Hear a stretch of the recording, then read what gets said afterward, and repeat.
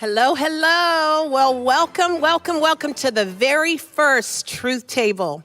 We are so excited to have you. Listen, I want to encourage you even right now, whether you're listening on YouTube or Facebook. First, we want to welcome you. We're so glad to have you here. I've got my phone, so I'm excited to see who's joining us, but share it with a friend. You might enjoy what we're going to talk about today. So for those of you that I have not met yet, my name is Andrea Moore, and this show right here is a dream come true. We are going to be talking about some topics. We're going to be having some fun. And honestly, it's because over the last few seasons, I've been finding that there's what I call a few elephants in the room. Y'all know what I'm talking about. And so I brought actually a special guest on that I'm going to introduce in just a minute. But there's some elephants that are in the room. A lot of times where you know people are talking about stuff behind closed doors, but when you're there, there's no conversation. There's just almost like crickets. Well, this table, though I'm scared about what y'all are saying in those comments. I'm scared about the thoughts. I'm like, let's just create a table, a space where we can just share our honest truth. And so that's why this is the Truth Table, that maybe we might learn how to live as Christians, as Christ followers in fresh ways, how to even to love in fresh ways. And so today we are going to be talking about this pandemic. So I even want to know, how has this pandemic been for you? So whether you're listening to this now or if you're listening to it on the replay, I want to know, how has the pandemic been for you? There's been so many conversations, and this right here is why I want to have this. Things you're wrestling with that it seems like nobody talks about it when you come outside. So we're going to talk about it. So today for our first show, I have our very own Derek Luke. Woohoo! Hey everybody. I told him when we came on that I will not be doing that. I would totally blow it, and y'all would quickly be getting off. But I'm so excited. For those of you that have not met Derek, Derek is an amazing man. He's been married for, I was going to say 13 years. I'm like, that's not right. For 12 years. Yeah. When's the anniversary? March 1st. Okay, March 1st. See, Bruce would have gotten us if we had the wrong date. But been married 12 years. They've got 4 beautiful children. One of the things I love about Derek is how committed he is to his family, the juggle, with all their schedules, and also his passion for people and how he juggles it all with such grace. Oftentimes you won't even know. You just see the smile on his face, but he is on a mission. I'm on a mission. That's right. And so I'm super excited. We're so thrilled to have him here on staff. But today we want to take off all our clergy, our uniform, all those things, and just kind of talk from the heart. Derek loves sports. He loves people. He loves traveling. And of course, many of you know, he loves music, right? He's an incredible musician. He's an incredible musician. Isn't that right, Derek? Come on, say it. Come on, this is the Truth Table. I'm not going to say Didn't you hear what Eric was preaching about today? I'm confident. I'm confident. He is an incredible musician. So today I want us to talk about something. And honestly, I want to hear from you in the chat. I know mine is glitching right now, but hopefully you all are chiming in. Derek, tell us, because over the last year and a half, right, this pandemic, year and a half? It's been a wild one. Yeah. Now take off. Now this is hard, y'all, I'm going to tell you. Because one thing I found is some people don't like, I don't know why I keep saying clergy, but some people don't like clergy, to be honest. Right. It's almost like if you're on staff at a church, if you are a pastor, I kind of don't want to know that stuff. No. I just want you to do what I need you to do. Right. And then honestly, for us, sometimes I am afraid to put it out there because it's no longer, this is what Andrea thinks or what Andrea's struggling with, but it's whatever I'm affiliated with, right? Right, what do you the church thinks. Yeah, do you struggle with that? Do you think about that? I do, because I think some people want, if you're on staff at a church, they have this persona that you have everything together, and they don't want to lose that of you, or it might make them think differently of you, and they realize, they're just like me. Yeah. Well, we're just like you. We are just like you. We are. And it's just, but here we want to talk about some of the stuff. So what have you been struggling with? Have you been struggling, with your health, with life? What are the things that you have been struggling with? Derek, I want to know, really, when you're behind closed doors, what's been one of the greatest struggles during this pandemic for you? During this pandemic, for me, one of the biggest struggles has been loneliness. A beautiful wife. I have 4 beautiful kids, and it does get busy doing the things and getting people everywhere. But in that, there's still been some loneliness and loss of connection. And I work from home mostly. Most of these 18 months, and so there's been a lot of isolated hours, even in having a family. And so I think sometimes it's easy to think when you have family or you have a spouse, then how can you be lonely, right? Yes. And there's no relational issues or drama or anything like that. It's just is what it is for me and my experience. Yes. So the loneliness has been probably the hardest thing. Yeah. How do you think, because I'm sure for most people, I looked at the stats, and it said probably 30 to 40% wrestled with loneliness. Oh, really? I dare to say it's more. Yeah. I think especially if you're a leader, you probably at some point have battled with loneliness. Yeah, Would for you sure. say? Absolutely. Yeah. Absolutely. How do you think it's played out for you? Okay, now remember, we're at the truth table, and if you're tuning in, look, if you can't handle the truth, you need to get off this channel, okay? But how has it played out for you? How have you seen the loneliness play out in your life?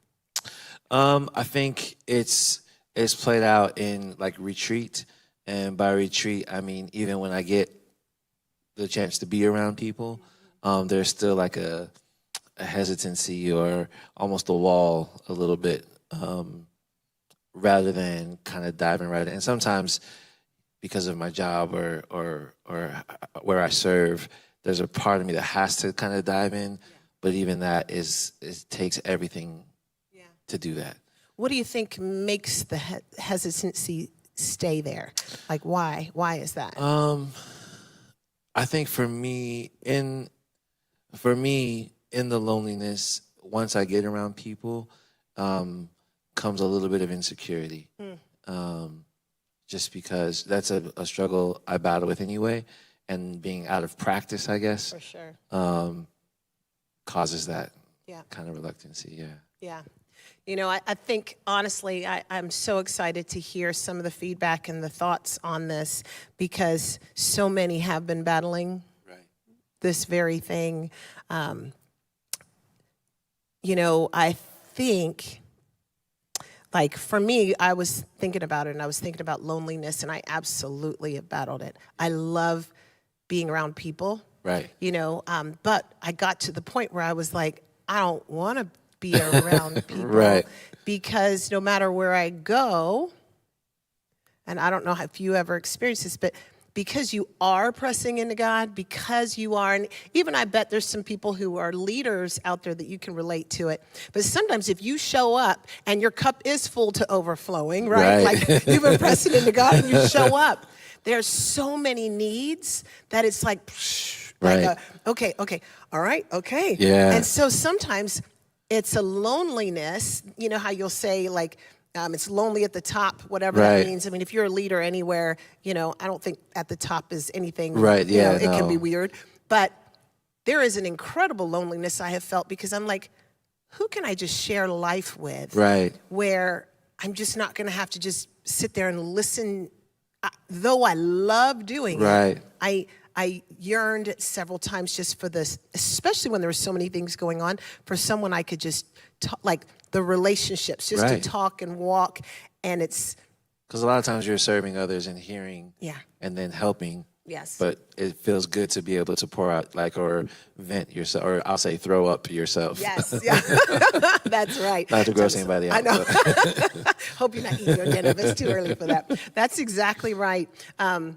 I think about even Jesus, at times, and honestly, that's what I've had to cling to, because the loneliness for me at some points during this pandemic, it got really kind of daunting and sad. Honestly, I would get sad. Like, I wish I had someone to, like you've got this incredible family, Right. but sometimes it's just sharing outside in a different way. Yep. I don't know if any of you relate to it. I'd love to hear even in the chat, because I believe most of you have wrestled with loneliness in some way. In what way have you been lonely? I think those are powerful things to share, because many of us, we aren't just takers, we're givers as well. And so I think there's some healthy opportunities to find out how you can be a better friend to someone, how you can be a safe place for someone, how maybe you can be a stronger listener. And for some, it's how can you emote a little bit more, right? Well, are you getting anything? Yeah, Ira Williams says, for me, the biggest challenge has been navigating the health risks with the sacrifice of social connections, no easy decisions, and Amber Aiken agreed. And she added, especially with a young child who can't be vaccinated. Yeah. And so, missing those social interaction while trying to be, responsible and safe. Yes, yeah. That's a tough, it's just been tough. It is. So I go back to my Jesus thing, because there's been so many times lately where, to the point of tears, I'm just being completely, I'm at this truth table, you can judge me, whatever, but it's true. There's been many times, because I realized recently I've always had people around me. Like, I grew up in a family, my brother was there before me, whether I opted for that or not, right? But he was always there, so I always had an older brother. I had my parents. Then I went off to college and I played sports, so I had an automatic team. And still to this day, we're like this. Oh, wow. Then right afterwards, I got saved after college. So now I've got this spiritual family, and it's just incredible. But over the seasons, further and further, your roles kind of begin to, I don't know, it just, especially now when people are getting beat down so much that it's hard to find people that you can kind of, It is. and it be safe and it not be, conflict of interest, if you will, or too much to process. And I remember really God just really challenging me, and this is not to preach, but this might encourage somebody out there, because I believe that many of us leaders are facing loneliness. Yeah. And it's a real thing that all of us can learn from. That's why I want to hear some of these things. That's why I love hearing Ira and hearing Amber's. But there was a moment in there where I remember just being, I was actually if I'm just going to be honest, I was up at the hospital. One of my sons was having a surgery. And I was doing this devotional, and it was talking about the difference between being alone and lonely. Oh, wow. And how often Jesus would pull away and he would go to a lonely place. Right. And he was alone, but he wasn't grappling with loneliness. No. And it was a moment in my soul where I went, God, I want to learn how to be more content in this lingering loneliness with you, where I can be happy as a lark when I'm all alone. Right. And I literally had to write that down because it was because I wanted, but I believe it's because of where we're going, that there's an extra muscle that, yes, God does most things in relationships, right? 58 times he says, love one another, pray for one another, do all these things. But there was an opportunity for me to go, God, will you come and have a deeper place in my heart? And I'd already done this before. Yes, Jesus, it's me and you. I love you and all this. But there was a deeper place of intimacy that God wanted to take, where he was showing me, hey, I'm taking you somewhere. Yeah. Are you willing? Are you willing? Yeah. So, Derek, health. I want to talk about your health stuff. Yes. I want to talk about many of us that are watching, we know that this has been a journey. It's been a journey. And everybody, look, we want to hear from you. Yes. We want to hear your stories. For those of you that don't know, Derek, we both actually have had COVID. So, we're both COVIDized or whatever you want to say. But how was that journey for you during this pandemic? That journey was it was hard. It was really hard. I got COVID during the snowstorm, the snowvid. What we call it, snowvid, or snow apocalypse. I think I heard some people call it. Got in that, and the funny thing is, at the beginning of it, I was fine. I wasn't feeling good. My wife had, our whole family got it, and I was, taking care of my wife. And I actually thought I was going to be asymptomatic, which is really funny. Did you really? I did. Like, I'm going to take care of you. Yeah, I'm yeah. okay. I was like, I got you. I got the kids. Like, don't worry about it. Like, I'm probably asymptomatic because I'm not feeling anything. And then around day 3, like, everything changed. I'll never forget. It was a Tuesday night, 7:00. Just started shaking. Anyway, really long story short. I ended up in the hospital with double pneumonia and COVID. Was in there a little over a week, I think. Thankfully, didn't have to go on to a ventilator, so I realized there are people who've had it way worse than I have. But it was really tough, and physically, it's been a long. I got out of the hospital. I believe it was the beginning of March or mid-March, but I'm still, still recovering, still dealing with things physically. But honestly, the hardest thing for me has been kind of like the mental health side of everything of this. And so out of it, what anxiety attacks started happening, panic attacks. And that's been probably the hardest part. Physically, there's days, I can't breathe and it's hard to catch my breath and that type of thing. But the hardest part for me has been the anxiety attacks and kind of, I guess, fear,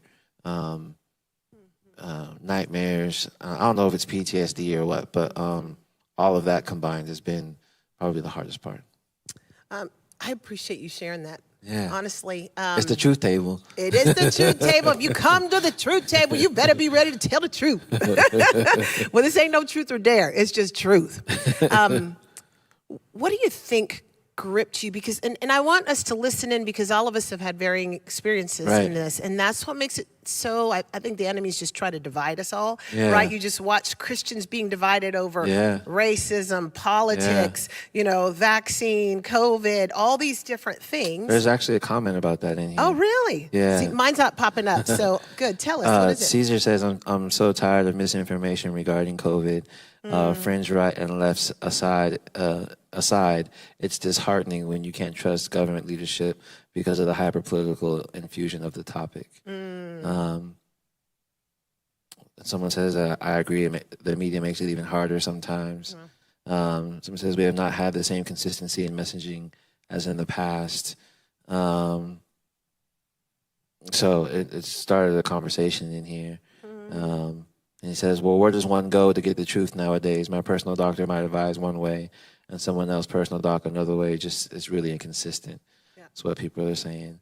A lot of close people's world didn't change as much as mine had to do with the litter. So being back in social environments now feels overwhelming. Yeah. So can I jump in on that? And I'm just gonna be honest with you because again, I think it's another thing. It's loneliness, but also anxiety. It's, the Bible says, do not be troubled. Let not your heart be troubled. But I'm like, dude, I'm pressing into Jesus. But inside, there's times where I'm feeling that trouble. And I started looking it up, and it actually means anxiety. And I'm like, well, I'm flunking that one because I can feel it to the point where, honestly, I'm good. I love God. I'm pressing into Jesus. I get up. I worship early. And I was battling anxiety, too. To the point where, judge me if you want to, I went to the doctor and I was like, I need some anxiety meds. I did. And I was like, I don't have a stigma on it. So for me, I'm like, that's what you need for right now, then get it, right? That's my lane, my thing.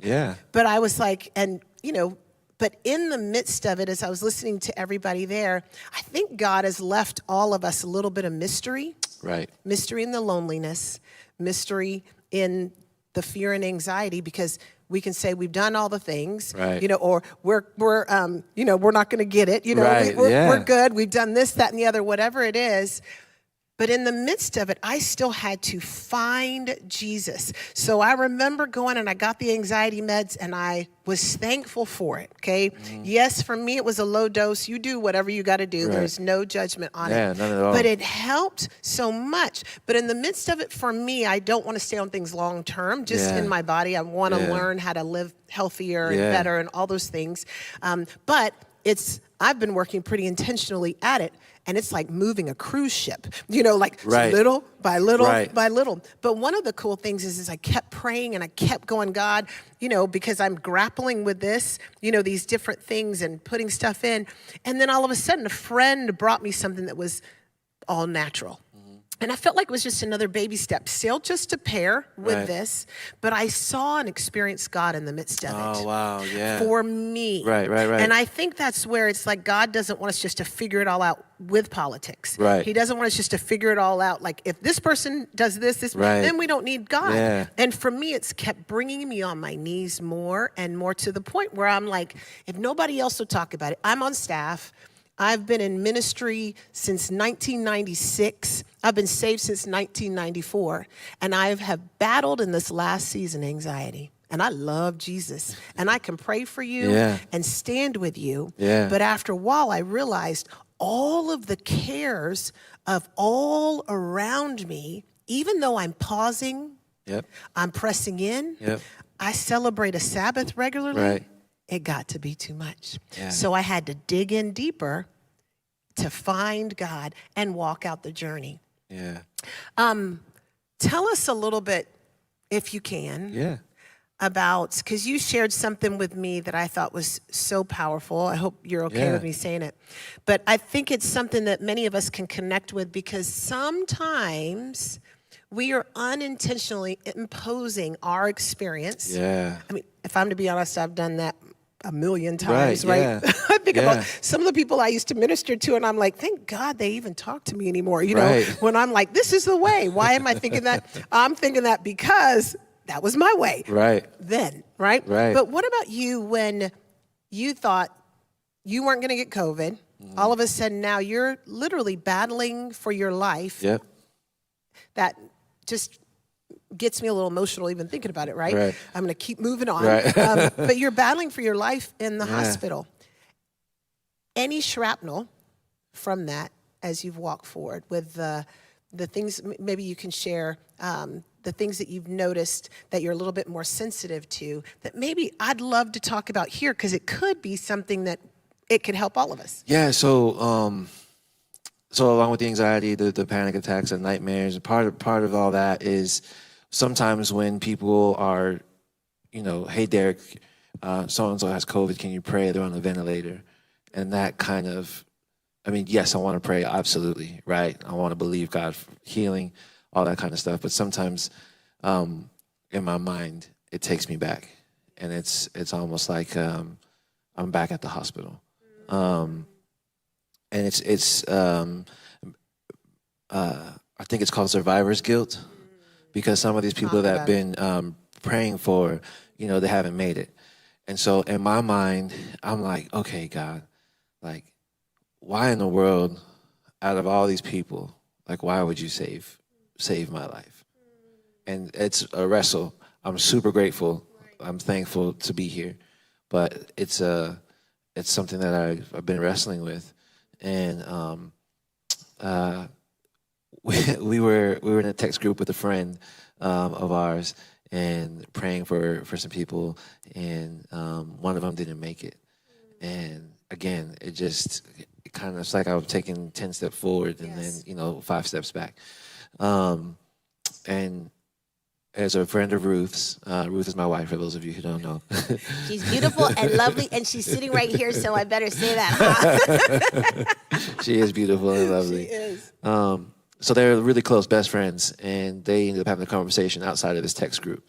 And she's like, how's Derek? How's he recovering? And she's like, well, actually, sometimes this is really hard for him to be in, hear news like this.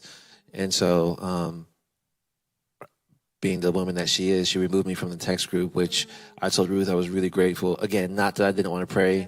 I want to believe for healing. I want to lock arms with people and believe. I truly, truly do. But if I'm being honest and just completely, naked in front of you, it does mentally mess with me. To even images of people in the hospital has been a struggle. I wonder how many people that are listening online you can connect with the survivor's guilt. I even thought about 9/11 today, and people that survived even 20 years later, thinking, why me? Why me? And you can be, as you can see, someone who is doing well, successful, and still going, God, why did I live and they didn't? Yeah. And that's just a very, very real thing. I wonder if any of you, what kind of guilt, or if there is any guilt that you've been wrestling with that maybe we just don't talk about. I would love to even just hear some of those things. These things are so real, and the triggers. Right. Has anything been helping you along the way as you're watching these things? Has anything helped? I think, like you said, just going to Jesus. Really just going to Jesus. And I know that kind of sounds like cliche or anything, but that's honestly all that I could do, is really go to Jesus and just either ask for help, ask for strength, ask for peace. And I think, praying for other people really does help, because it takes the focus off of me. So good. And whatever I'm struggling with in my mind from hearing their situation or seeing the image, once I start to pray for them, it truly is helpful. Wow. Even in the midst of either hearing about it or seeing it kind of taking me backwards. Wow. If you could say something to Christians, I'm asking you to go into the deep waters with me. Okay. Because as I think about it, and we've talked about things, and you never know, like you see oftentimes, like in church, sometimes you'll see someone and you go up and you share something, you say, hey, will you pray for so-and-so? Right. And really it's your opportunity to gossip, right? And you're telling them, and this is someone you love, but you never know what they're battling. Right. And this is oftentimes innocent. It's not necessarily just gossip, but it can be hey, can you pray for my sister, my friend, and they're battling with COVID and you don't know that they're triggered, right? Or it could be someone with, don't get the vaccine, or, vote this way, don't vote this way. All these different things that are personal convictions. They're not biblical mandates. They're not. I don't see them here. Jesus is our way. Right. And from there, my grapple, that's why I want this table. Yeah. Can we walk together and maybe have different opinions on things? Yes. So in your experience, from the things you've experienced, and I want you to kind of step a little deeper. It can be the COVID experience, it can be politics, it can even be racism. Whatever, wherever. Since we're talking about how was the pandemic for you, is there anything you'd share with your brothers and sisters, like, I wish, or I appreciated, or man, I really needed, and? I really appreciated how, Ruth kind of kept me from that text group. And so I would say, don't be afraid to say yes, like triggers, right? Don't be afraid to say, I would love to pray for that. This is how this is affecting me, but yet and still, I would love to pray for it. And then two, I think when we share our opinions and we share what we believe outside of the gospel, right? So what we believe, like politically or scientifically or medically, I think just be careful. Share your opinion. But I think always leave room for someone to have a different opinion than you, and that's okay. In this journey, I've had people who love me. I mean, they absolutely love me. There's no doubt in my mind. I could call them right now and need something, and they would come running. But in this, we had differing opinions as far as vaccinated or unvaccinated, and I honestly, I wasn't even thinking about getting the vaccine until I was in the hospital. And I was like, yo, y'all stabbed me with all this other stuff. Can we just knock this out right now? Yeah, I had to wait a certain amount of time to get it, but and so but I think so people would share with me their opinions, on getting the vaccine or not getting the vaccine, and really, truly, and I mean truly, their intention was to help me. Their intention was to protect me. But what happened was it instilled so much fear inside of me. And I know that wasn't the intention from these people. It wasn't their heart, because like I said, these are people who love me. So I think we can love people and really want the best for them, but in so wrapped up in our own personal convictions on things that aren't Bible, right? Can have almost the opposite effect than what we want. So I would just say, maybe share your opinion, share your heart for sure, but just be open and leave room for a different opinion, and leave room for a conversation, because that's really how we grow, especially when someone doesn't agree with you. Like Pastor today talked about, submission isn't really submission until you don't agree.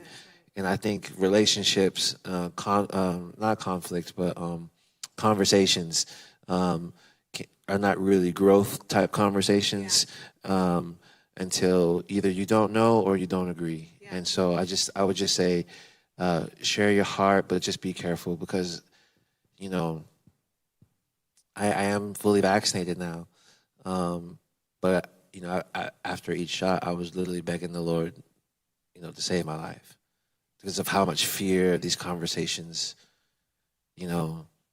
even to like, you'll die within a week, things like that. And again, all said to me in love, and I believe that with all my heart. But the fear. You just never know what someone's wrestling with. And I wish we all could simply ask, hey, as we're sharing our beliefs, our thoughts, our passions, our convictions, I wish that and I say we because I think anytime I do it, it's beneficial for me, and I don't think I've mastered any of this. I'm at the table with you. I want to send a shout out to Hodges. Hodges, actually, I want to bring you to the table, but you may not want to like you might not like what I'm talking about at the table. It's not going to be this. Don't you worry. It's not going to be that. I promise. I'm going to leave this here for a minute, and don't hang up. Don't click off there, Hodges. I'm just kidding, but I do want to bring you to the table. Hey, Lori and Katie, so good to have y'all on. Natasha, Marion, Sarah, Lori, Ruby, Michelle, just so thankful for you. But one of the things that I wish we asked more is, how is this for you? Like, as I'm talking and I'm sharing my opinions, I just think about different things that I've said, and maybe I'm just assuming and I'm thinking it's going great. But man, that question brings a 2-degree shift. Yeah. Whether it's with my kids, right, whether it's with my spouse, right, whether it's with someone I'm sharing with. And I think about even in these situations, people sharing and they love you. Yeah, but without a doubt. They don't know without a doubt how it's triggering you on the inside. If we just ask, are you okay? How do you feel about this? And I think it would make more room for our ministry. It would make more room for what God wants to do in our souls, because when we're like this, oftentimes it's probably because we're like this and we got it convinced. We're convinced this is the way. Right. And God's going, will you crack a little bit more room for me in the conversation? Yeah. Leave some room for me to convict, for me to bring the truth. And I think we all could grow from just that. Absolutely. So I want to ask one more question for you, Derek. You good? I'm good. Have y'all loved this? You guys good? Loved chatting with y'all. This has been so much fun. Loneliness is real. So if you are battling with loneliness, I want to tell you, look, you're not the only one. Right. But I guarantee that God wants to do something in those. Any lingering loneliness within our soul, it's an opportunity where God's wanting to take us higher. Yeah. So whether you cry it out, you laugh it out, you get with a friend, those different things. But if everything is Father filtered and no one is showing up, it's probably because God's going, I want to do something there. Right. Right?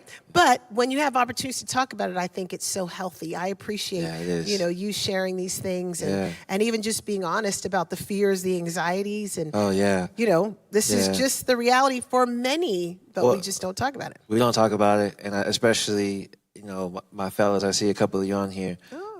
We really, as good. men, we keep things in, we hold things in, down deep, and it's really, it doesn't make you weak to talk about it. It doesn't make you soft to talk about it. It's really healthy. It's really helpful, and it helps So you good. not to, because other areas of my life I was hurting, not because of really that, Yeah. but because I was holding something in. So good. And so I think, and especially, I'm going to say this, especially my African American brothers, we got to share. We got to share. That's a whole conversation in and of itself. It Because I is. think we grow up, all of us, doesn't matter your culture, there's certain things you grow up with, but sometimes you think you don't have permission to Right. do these things, or it's a sign of weakness or imperfection or something. And I'm like, Lord, help us to keep breaking these things. So I have one more question for you, Okay. but if you don't mind, Yeah.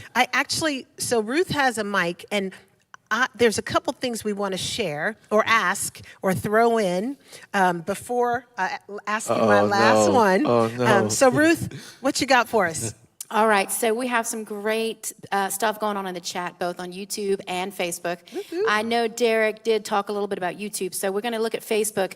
One of the first things that we had mentioned was that for those with international relationships, this has been so hard.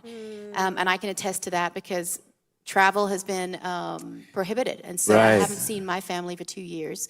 They're in the Wow. UK. Right. And so someone was saying that's been the hardest thing for them. They Yeah. haven't been able to see their fiance. Yeah. in Oh, an wow, international fiance. relationship. Yep. And then we had someone else share that they thrive on planning and organization and timekeeping. And so this has been a real struggle, just the change, constant Right. change. Yes. Yeah. So they've been struggling with that. And then most people just agreed that loneliness doesn't mean that you don't have people around you. Right. You can have people around you All day the long and time. still All feel the time. lonely. Yeah. So That's there was a right. lot of agreement with that. So good. And then just love this. Our friend Sarah said that she's felt very lonely, but whenever she gets alone time with Jesus, she does not feel lonely anymore. So good. That's where she feels her So comfort. good. And I love that. I want to interject on that. I remember recently, and y'all are probably going to be like, why do I ever listen to her? Because she got some issues. Yes, I do. But I tell you mine. It's the truth table. That's the a true table. I like it here. Let's talk about the elephants in the room. Seriously, if y'all have some, I want you to put them in. Unfortunately, I apologize. Mine is not working. But put them in. We want to talk about these things. We're not going to yank to another side.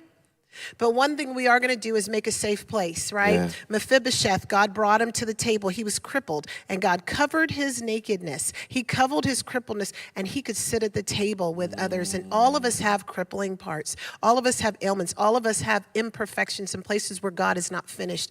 And I want to create a space where we can come together.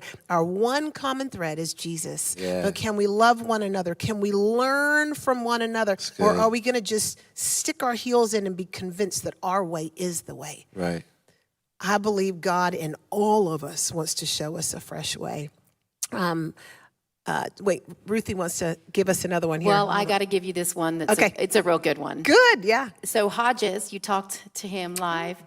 He's happy to come to the table, but he said it better not be OU or Alabama related. Oh, don't worry about it, Hodges. We're going to be talking about that call on your life. That's what we're going to be talking about. So that is what I'm ready for. You let me know, because you could be our guest in October. Huh? Come on, now, Hodges. now all of a sudden he's going to be Come on, Hodges. crickets. Right. I guarantee crickets. All of a sudden, I got to go. But that's what I want to talk about. That is so, so good. Did you have any others for us, Ruth? Nope. So good. Okay. Derek,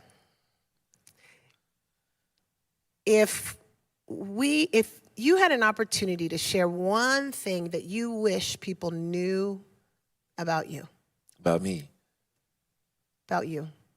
something that, when you go in a room, look, and can y'all see him squealing? We're at the truth table, so I want you to dig deeper. The answer you're about to give me is not deep enough. Right. Okay. You go into a room and you're like, Wow. And there's something inside. Is there one thing you wish people knew about Derek Luke? Man.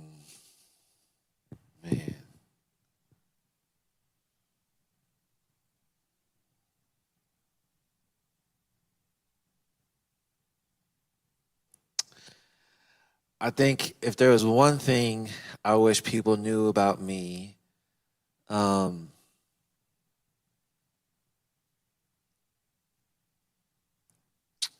think it would be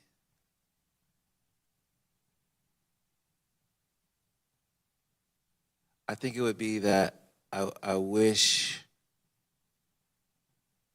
I'm trying to think of how to say it the right way. I wish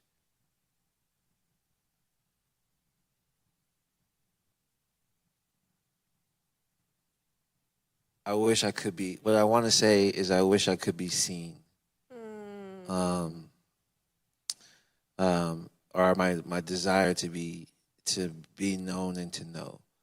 And so when you say dig deeper, I think deeply what that means is when I'm talking and connecting, like I really want to connect. I don't want it to be like a surface thing on either side. Yeah. And so I really enjoy, I like the fun and the, but I really enjoy the deep connection with people. Yes. And to know and to be known.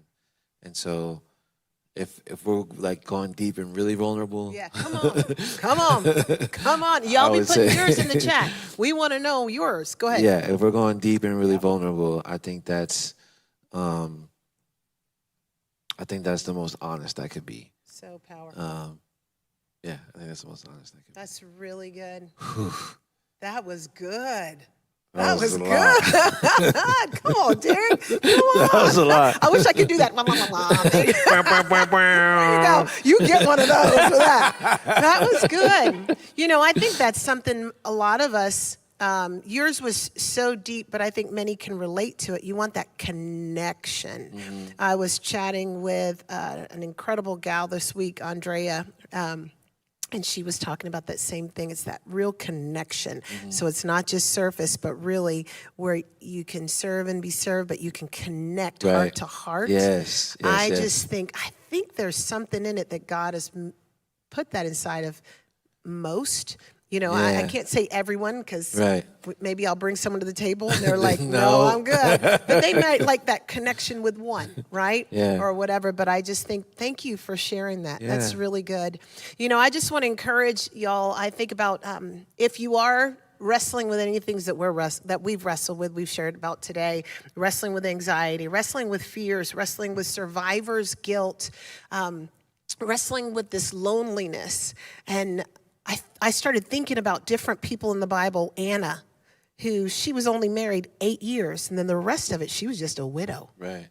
And I think about, can you imagine everywhere she went, seeing the babies, seeing the pictures, the triggers, the loneliness, the different anxieties, the different fears. I don't know how her husband died, but all those things. But then God at some point used her to be the very one that would announce Jesus is coming. And I just thought, man, that's incredible. Or Sarah, I don't know if any of you can relate to it. I was thinking about her.